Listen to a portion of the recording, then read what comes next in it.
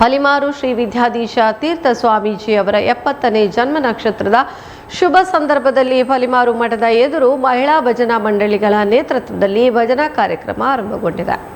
ಶ್ರೀ ಕೃಷ್ಣ ಮಠದಲ್ಲಿ 2018ರಿಂದ ಕನಕ ಗೋಪುರದ ಬಳಿ ಭಜನಾ ಕಾರ್ಯಕ್ರಮ ಆರಂಭಗೊಂಡಿದ್ದು, ಇತ್ತೀಚೆಗೆ ಕನಕ ಗೋಪುರದ ಬಳಿಯಿಂದ ದೇವರ ದರ್ಶನಕ್ಕೆ ವ್ಯವಸ್ಥೆ ಕಲ್ಪಿಸುವ ನಿಟ್ಟಿನಲ್ಲಿ ಭಜನಾ ಕಾರ್ಯಕ್ರಮದ ವೇದಿಕೆಯನ್ನು ತೆರವುಗೊಳಿಸಲಾಗಿತ್ತು. ಇದೀಗ ರಥಬೀದಿಯಲ್ಲಿ ನಿತ್ಯ ಭಜನೆ ನಡೆಯಬೇಕು ಎನ್ನುವ ಪಲಿಮಾರು ಶ್ರೀಗಳ ಸಂಕಲ್ಪದಂತೆ ನಿತ್ಯ ಭಜನಾ ಕಾರ್ಯಕ್ರಮ ನಡೆಸಲು ಯೋಜಿಸಲಾಗಿದೆ.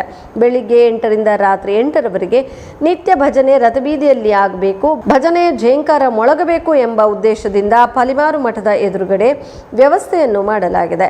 ಮೊದಲ ದಿನದ ಭಜನಾ ಕಾರ್ಯಕ್ರಮವನ್ನು ವಾಸುದೇವ್ ಉಪಾಧ್ಯಾಯ ಕಲ್ಮಜೆ ಉದ್ಘಾಟನೆ ಮಾಡಿದ್ದು, ವಾದಿರಾಜ ಭಜನಾ ತಂಡದಿಂದ ಮೊದಲ ಭಜನಾ ಕಾರ್ಯಕ್ರಮ ನಡೆಯಿತು.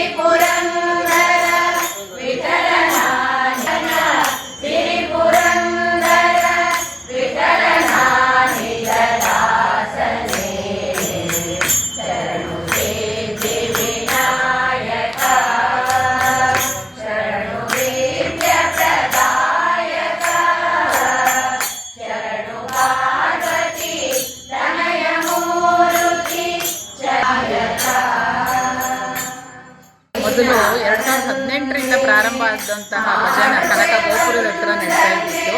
ಅದು ಈ ಪರ್ಯಾಯದಲ್ಲಿ ಒಳಗಡೆ ನಡೆಸೋದು ಅಂತ ತೀರ್ಮಾನ ಮಾಡಿದರು. ಹಾಗಾಗಿ ಈಗ ಮತ್ತೆ ಪಲಿಮಾರು ಶ್ರೀಗಳು ಅವರು ಮಠದ ಎದುರುಗಡೆನೆ ಎಲ್ಲರಿಗೂ ಅವಕಾಶ ಆಗಬೇಕು.